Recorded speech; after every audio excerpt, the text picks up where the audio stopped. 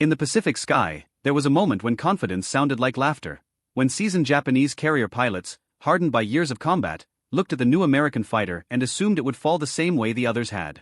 But war has a cruel habit of changing the rules without asking permission, and when the Hellcat arrived, the air began to feel different, heavier, faster, and far less forgiving. The early advantage, when experience was a weapon. At the start of the Pacific War, Japan's naval aviators carried something America couldn't mass-produce overnight: a corps of elite, combat-tested pilots. Many had built skill the hard way: long training pipelines, strict selection, and real fighting experience before 1941. Aviation carrier aviation pre-war was selective enough that carrier duty often demanded veteran-level flying time. By the late 1930s, standards were relaxed to meet growing demand, but the culture of elite first remained. In the cockpit, that experience had a personality: calm hands, sharp eyes, and ruthless discipline. Their aircraft matched that philosophy too, especially the A6M0, a fighter built around speed, range, and turning ability. But those strengths came with a trade: survivability. American observers would later note that the Zero's lightweight advantage was tied to what it didn't prioritize: pilot armor and self-sealing fuel tanks, which added weight. As Smithsonian's Air and Space Writing puts it, the Japanese fighter was made lighter by rejecting those protections, features that were considered necessities for US-built aircraft, and that Japanese standards for armor and self-sealing tanks were not broadly common until later in the war. So in 1942, the pattern was brutal and familiar. If an American pilot made one mistake, the penalty could be instant. And for a time, Japanese veterans made very few mistakes. The American response: win the war of time, steel, and training. But the Pacific wasn't a duel. It was an industrial marathon. By 1943, the US Navy wasn't just reacting tactically, it was rebuilding the entire air war around three advantages. Survivability: keep the pilot alive. Training throughput: replace losses without hollowing out quality. A fighter designed for the exact problem the Zero represented. That fighter would be the Grumman F6F Hellcat, a plane shaped by hard lessons and a blunt priority: bring the pilot home, then come back tomorrow and do it again. By the end of the war, the Hellcat's record would be staggering, credited with over 5,000 enemy aircraft destroyed and associated with a hugely favorable kill ratio in US service. But numbers only tell you what happened. They don't tell you what it felt like in the cockpit, when Japanese pilots realized the sky itself was turning against them. Built to take damage, what made the Hellcat different? The Hellcat wasn't trying to be graceful. It was trying to be alive. Multiple reputable aviation references describe its design philosophy the same way: armor, protected fuel, and ruggedness as core features. Heavy cockpit protection, bullet-resistant windshield, self-sealing tanks, and the ability to absorb punishment and keep flying.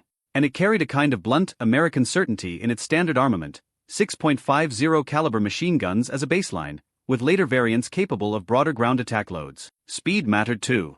The National Naval Aviation Museum notes the Hellcat's top speed advantage over its predecessor and its performance edge against Japanese fighters in multiple regimes, while still warning that turning contests with a Zero could be deadly at low speeds. So the Hellcat didn't out-Zero the Zero. It outlasted it. It hit hard, took hits back, and kept coming. Meanwhile, Japan's elite was bleeding out. Here's the part that turns air superiority into a tragedy: pilot quality is fragile. When you lose aircraft, you can build more. When you lose veteran pilots, you lose time, and time is the one resource a nation at war can manufacture. Historical records show that IJN pilot training programs were forced to expand rapidly as the war progressed, which reduced selectiveness and training time. That wasn't a moral failure, it was math. Combat was consuming aircrew faster than Japan could replace them at the pre-war standard. And while the US was scaling training pipelines and carrier aviation systems, Japan's carrier arm was entering a dangerous phase: more replacements, fewer veterans, and a widening gap between cockpit skill levels, especially in the brutal carrier versus carrier arena where mistakes are fatal and recovery is rare. This is where the title stops being a punchline and starts becoming a warning. They didn't just face a new airplane. They faced an enemy that could replace planes, train pilots, and refine tactics faster than Japan could recover from each battle. The secret drift: how Japan's plans reached American hands. But no one knew, at least not on the flight decks, that the coming battle was being shaped by something that didn't fly at all. In March 1944, a chain of events led to a major intelligence windfall: Japan's naval battle planning documents, associated with Admiral Manichi Koga's Z-plan, ended up recovered and moved through Allied intelligence channels. The U.S. National Archives prologue article describes how the documents were identified and translated after their recovery, including references to combined fleet operational orders. NHHC's historical summaries also discuss how Koga's planning and its capture/translation shaped the U.S. understanding of Japanese intentions in the lead-up to the decisive carrier battle. It wasn't that the Americans knew every detail of every sortie, but they understood the logic of the trap Japan wanted to set, and they prepared to survive it. June 1944. The Marianas become the trigger. By mid-June 1944, U.S. forces were striking and landing in the Marianas, an operation that threatened Japan's defensive perimeter and brought strategic pressure into a new range bracket. The Japanese response was the familiar dream of the decisive battle, Kantai Kessen, the climactic fleet engagement meant to break American momentum. So Japan seilet. Admiral Jisaburo Ozawa took the mobile fleet forward. Carriers, escorts, and air groups expected to deliver the kind of mass strike that had defined Japanese naval aviation's early victories. Waiting for him was the U.S. Fifth Fleet's carrier power, organized, radar-directed, and stacked with Hellcats. And the sky Ozawa's pilots were about to enter was not the sky of 1942. The Great Marianas Turkey Shoot, the name that hid a funeral. On June 19 to 20, 1944, the Battle of the Philippine Sea unfolded, the largest carrier-to-carrier engagement in history by scale of aircraft and carriers involved. What happened in the air on the first day became so lopsided that it earned a nickname that sounded almost casual, until you remember what it cost Japan. A U.S. Navy account preserves the moment the name stuck. A shipmate of Ace Alex Vraciu recalled someone reacting to the one-sided slaughter. It was just like an old-time turkey shoot, and the label the Great Marianas Turkey Shoot took hold. But nicknames can be a kind of emotional armor. Because for Japan, this wasn't just aircraft lost. It was the end of a generation of carrier aviators. The National Naval Aviation Museum notes that the Hellcat's most famous engagement came at this battle, and that on June 19, 1944, F6Fs accounted for an enormous number of Japanese aircraft destroyed, nearly 300 in the museum summary. And that result didn't happen by magic. It happened because the Americans had built a system, fighter direction, layered defenses, and technology that made anti-aircraft fire deadlier than it had any right to be. Even general historical references describe the proximity fuse as a major late-war leap in anti-aircraft effectiveness, used heavily in naval and ground AA roles. In a carrier battle, that mattered, because every attacking aircraft had to fly through an increasingly lethal wall before it ever saw a target. The emotional turn, when veterans stop coming back. Now imagine you're a Japanese pilot who trained under the old standards, who believed, with reason, that experience could compensate for material disadvantage. You launch into a sky where the enemy fighter can take punishment, climb back into position, and keep firing. Where radar and coordination mean you're intercepted earlier. Where anti-aircraft bursts find you not by luck, but by design. And then you look around after the strike, and the older voices are missing. Not one, not two. Enough that the ready room changes shape. That is the moment the Hellcat stops being a new American plane, and becomes a symbol of something colder. The shift from elite versus elite combat to a war of replacement pilots versus an industrial air machine. Japan could still fight. It would still fight. But after June 1944, the carrier air arm would never truly recover its human core. And the next day, June 20th, would bring its own nightmare, long-range strikes, fading light, fuel gauges dropping toward zero, and decisions that would haunt both fleets. The second day began with a strange emptiness over the Philippine Sea, an emptiness that felt like victory but looked like uncertainty. The first day had shattered Japan's carrier air power in the open sky. Yet the Japanese fleet itself, battered and bleeding, was still out there somewhere beyond the horizon, moving west, slipping through gaps in cloud and distance. And for Admiral Mark Mitcher's pilots, many of them young, some of them veterans, the morning brought a question that war loves to ask at its cruelest moment. Do you risk everything for one more strike, or do you protect what you've already won? Morning of June 20th, a fleet that couldn't be found. According to historical records, Task Force 58 launched search planes at dawn, combing a vast ocean for Ozawa's retreating carriers. Hours passed. The sea stayed empty. The sun climbed and began its slow fall. And still the Japanese fleet remained a moving shadow. This wasn't just a tactical annoyance, it was the central dilemma of carrier war. Carriers were not battleships. They could kill at immense range, but only if they could see what they were killing.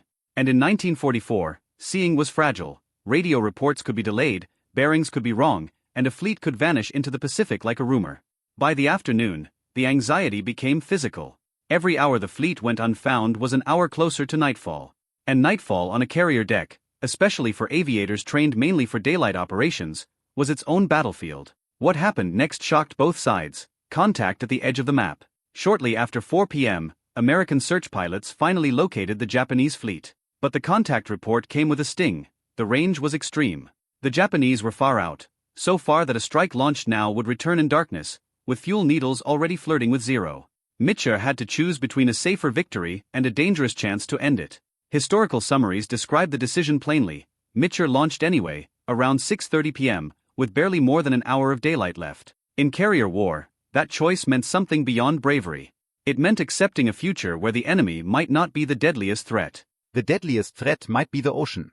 The strike, Hellcats at dusk. The attack group, over 200 aircraft according to historical overviews, went out with everything the carriers could send: fighters, dive bombers, torpedo planes. By this stage of the battle, Ozawa's ability to defend himself from the air had been gutted.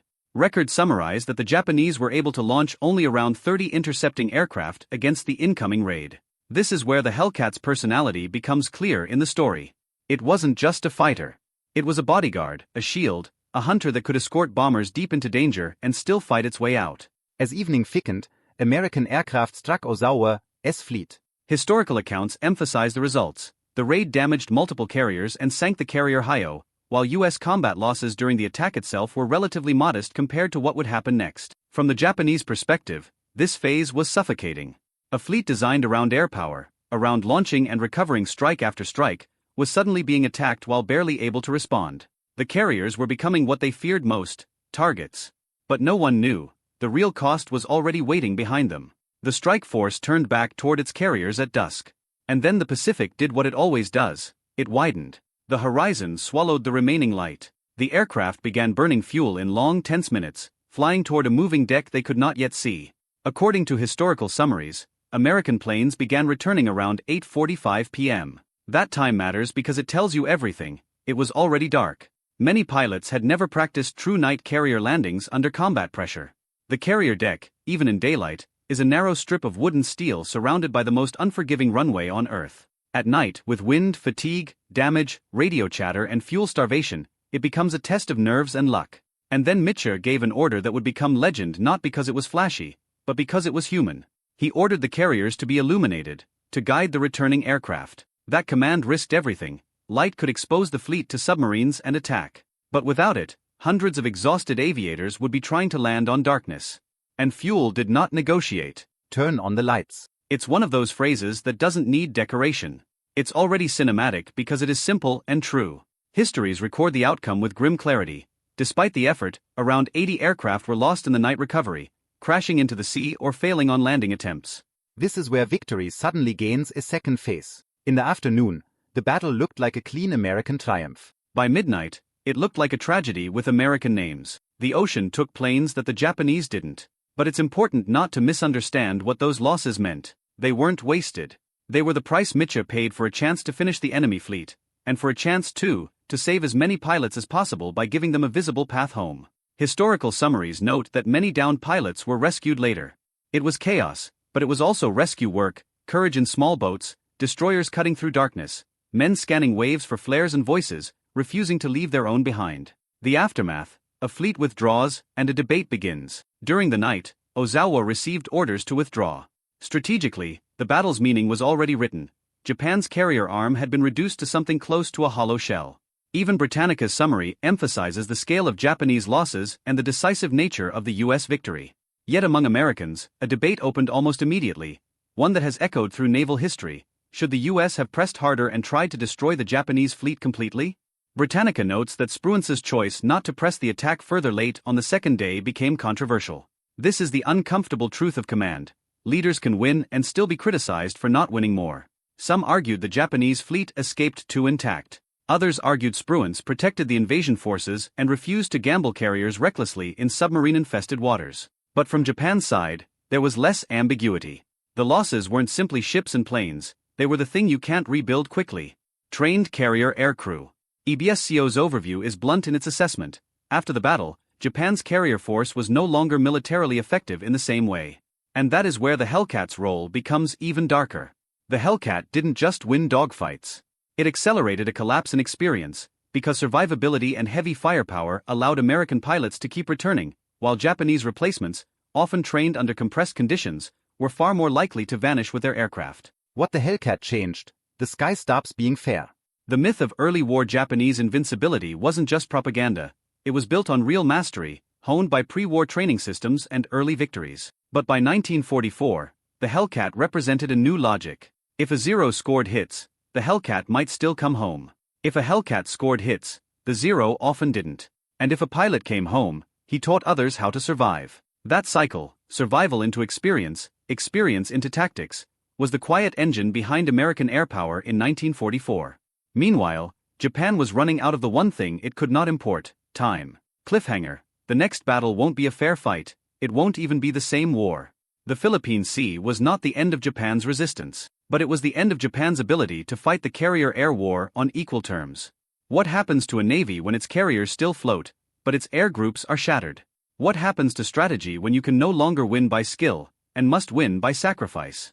For months later, at Leyte Gulf, the Japanese would send carriers out again, some as decoys, with air groups that no longer resembled the elite arm that struck Pearl Harbor. The war would shift into something more desperate, more brutal, and more psychologically haunting. And in that coming darkness, the Hellcat would meet a new enemy, one that didn't care about survival at all. By the autumn of 1944, the Pacific War had crossed an invisible line. The battles were still fought with ships, steel, and aviation fuel, but now they were also fought with exhaustion, shrinking training pipelines, and the growing certainty inside Japan's high command that conventional carrier warfare was slipping away. After the Philippine Sea, Japan still had ships. It still had pilots.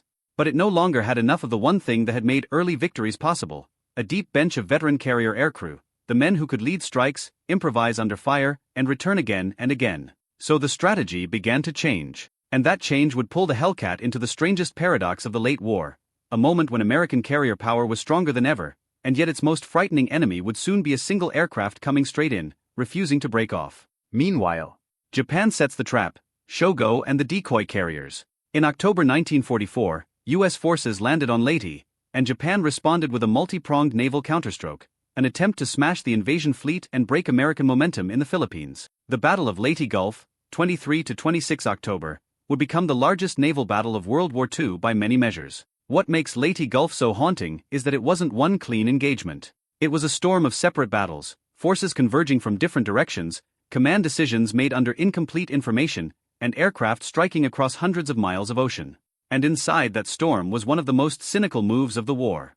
Japan's northern force, led by Vice Admiral Jisaburo Ozawa, carried aircraft carriers, but not the kind of carrier air power that had shocked the world in 1941. By late 1944, those carriers were increasingly being used as bait. The National World War II Museum describes Ozawa's role plainly. His carriers were sent north to lure Admiral Halsey's Third Fleet away from Leyte, pulling the strongest American carriers out of position so that other Japanese forces could hit the invasion shipping. This is the late war shift in one sentence. The carriers stopped being the spear. They became the decoy. Halsey takes the bait, and a crisis begins off Samar. On October 24, American carrier aircraft were hammering Japanese center force units. But confusion, the fog of war as thick as any weather, made it hard to know what was destroyed, what was retreating, and what was still coming. Ozawa's decoy carriers finally drew American attention north. In doing so, they helped create a gap. The San Bernardino Strait was effectively left open, and Japanese center force ships moved toward the escort carriers protecting the landings. Then came the nightmare at dawn on 25 October, the Battle of Samar. What makes Samar legendary isn't the size of the ships, it's the mismatch. Small U.S. escort carriers and their tin can screens of destroyers and destroyer escorts suddenly found themselves facing a much heavier surface force. This is where the human voice of history cuts through the smoke. In an NHHC H-gram recounting the battle, destroyer escort commander Robert Copeland told his crew they were going into battle against overwhelming odds, from which survival cannot be expected. That is not propaganda language. That is a professional officer telling sailors the truth. And above this chaos, American aircraft, many of them Hellcats, did what carrier pilots do when the sea battle below is going wrong.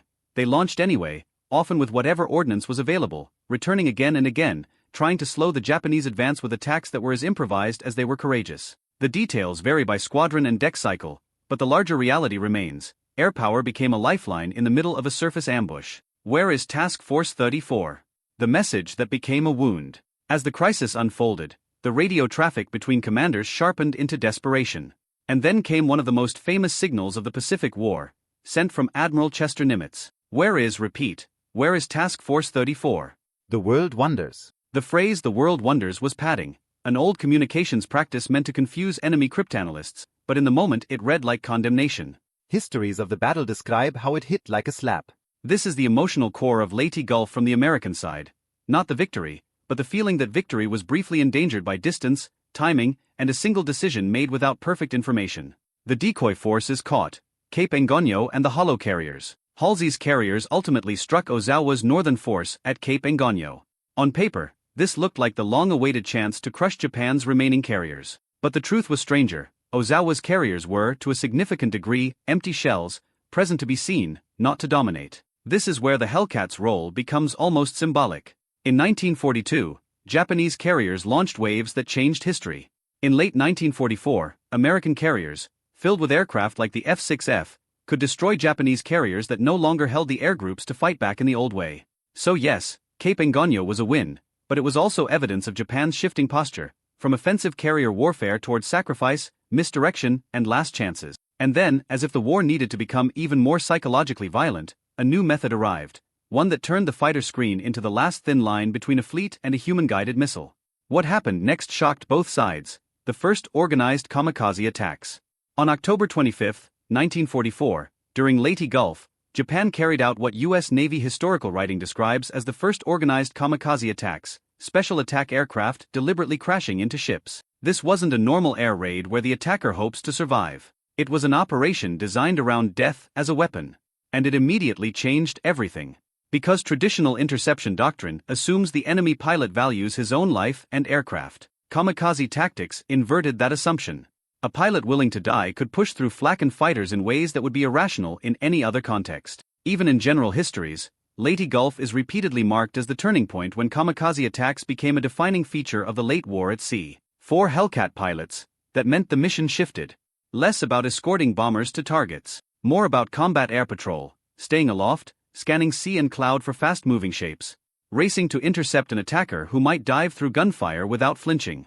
The Hellcat's new job: stop the unstoppable. The F6F had been designed to counter the zero and dominate carrier air combat. And it did. But by late 1944 into 1945, it was also being used to blunt a metastasizing kamikaze threat, as one aviation history piece describes the late war crisis. This is where survivability, so central to the Hellcat's identity, intersects with psychology. A sturdy fighter could take hits, stay controllable, and keep firing. A pilot protected by armor and a tougher airframe had a better chance of staying alive long enough to make a second pass. And those second passes mattered. Because the difference between a kamikaze hitting a deck loaded with fuel and aircraft, or being splashed into the sea a few seconds earlier, could mean hundreds of lives. Night falls again. Radar Hellcats enter the story. By late 1943 and early 1944, the U.S. Navy was also pushing into night interception. Historical descriptions of the Hellcat note radar-equipped night fighter variants, including versions fitted with airborne intercept radar mounted in a wing fairing, technology that let a fighter find targets beyond visual range in darkness. This matters for the documentary story because kamikaze raids didn't politely arrive at noon. Attacks could come at dawn, dusk, in bad weather, moments when visibility collapsed and the fleet's fighter cover was most strained. So the Hellcat's arc becomes even sharper.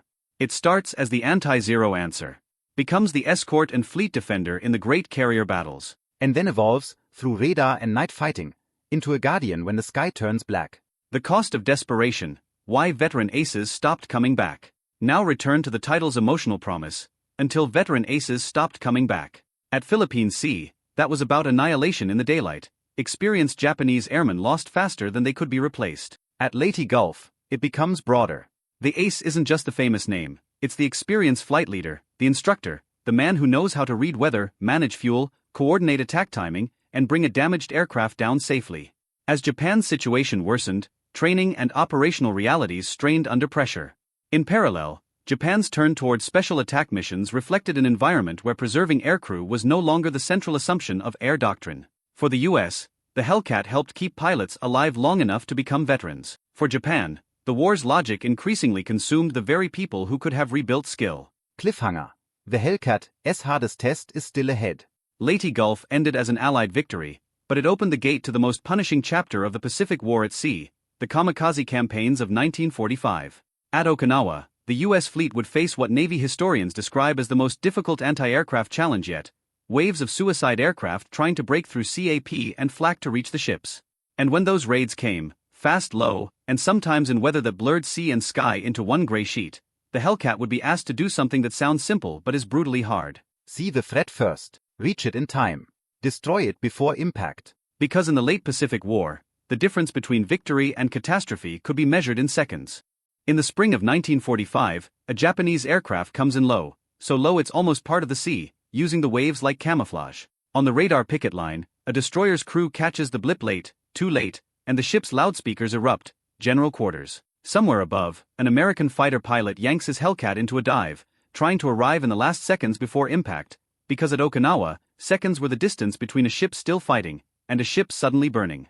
The largest amphibious force, and the hardest air defense. Okinawa wasn't another island. It was the last barrier before Japan itself, and the scale reflected it. U.S. naval histories describe an amphibious armada assembling in the thousands, with more than 1,600 ships and 350,000 naval personnel gathering for the operation. But the closer the Allies came to Japan, the more the air war changed. The Japanese could no longer reliably contest American carriers in the old carrier versus carrier style. Instead, the threat became asymmetrical and relentless, raids that didn't need to survive, only to hit. At Okinawa, U.S. Navy accounts emphasize that the fleet faced its most punishing anti-aircraft challenge yet. One NHHC summary notes that average engagement ranges shrank to roughly 4,400 yards and 3,700 yards for ships under attack, meaning defenders often saw attackers only when they were already frighteningly close. That shrinking distance mattered.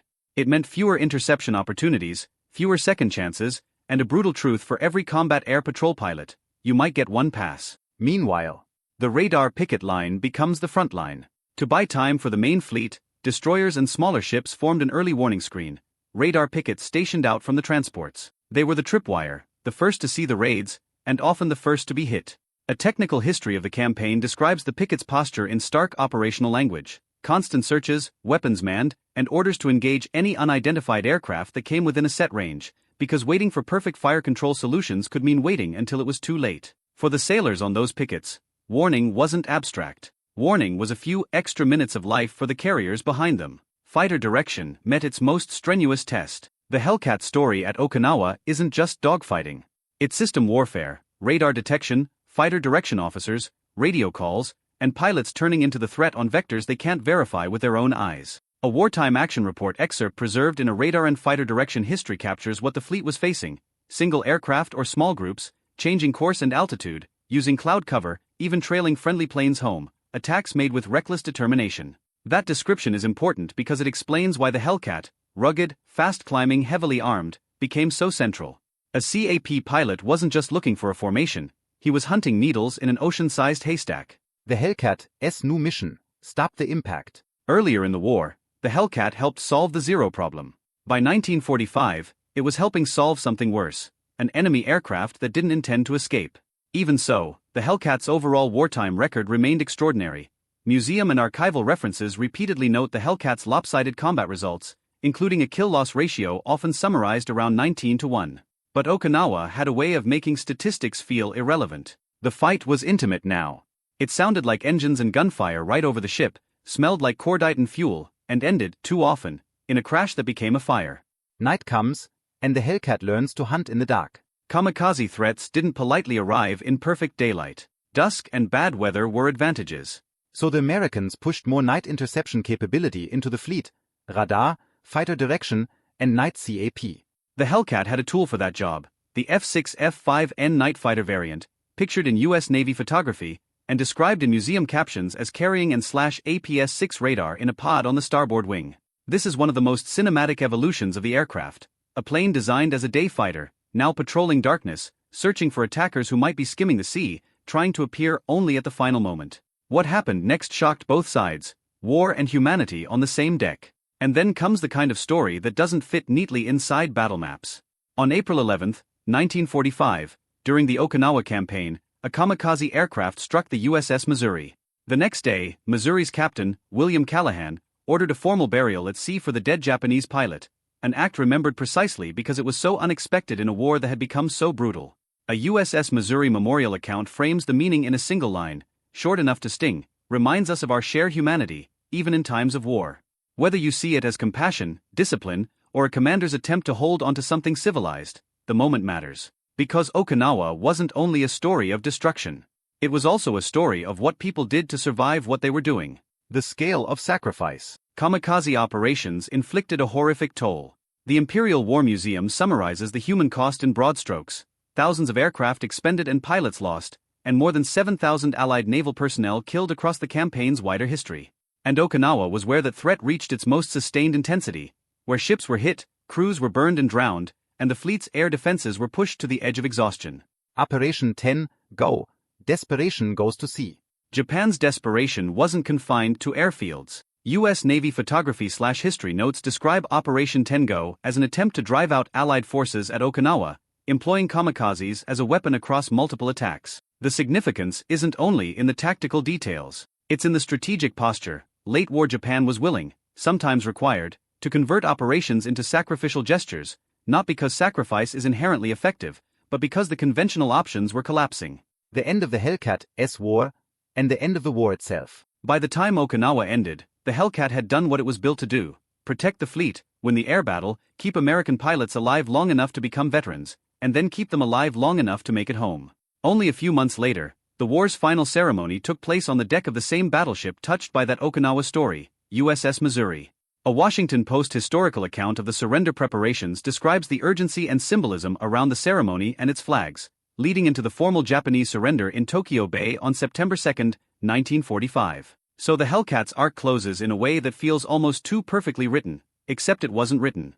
It was lived. A fighter designed to beat the Zero becomes the shield against kamikazes. A navy that learned to fight at range learns to fight at point blank. And on the far side of the violence, even enemies sometimes found space, brief, fragile space, for honor. The Hellcat didn't end the war by itself, but it helped decide how the war was fought in its hardest years, not as a duel of elites, but as a contest between training, survivability, coordination, and an enemy's growing willingness to die for a hit.